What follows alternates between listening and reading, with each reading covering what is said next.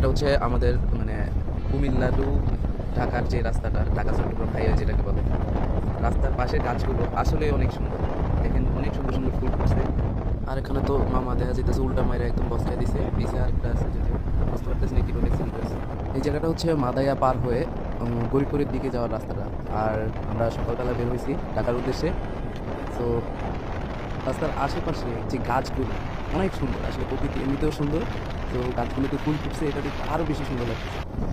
এই যে দেখেন এখানে হলুদ হলুদ ফুলগুলো, আসলে খেলে আমি নাম জানি না, কিন্তু দেখতে অনেক সুন্দর লাগতেছে। আর সকালবেলা তো রাস্তায় গাড়ি কম, রাস্তা অনেকটাই ফাঁকা। আর সকালবেলায় একদম ফ্রেশ মাইন্ডে যখন মানে বাইক নিয়ে অ্যাকচুয়ালি বের হবেন, মানে ঠান্ডা একটা বাতাস লাগবে গায়ে, একদম অন্যরকম ফিলিংস।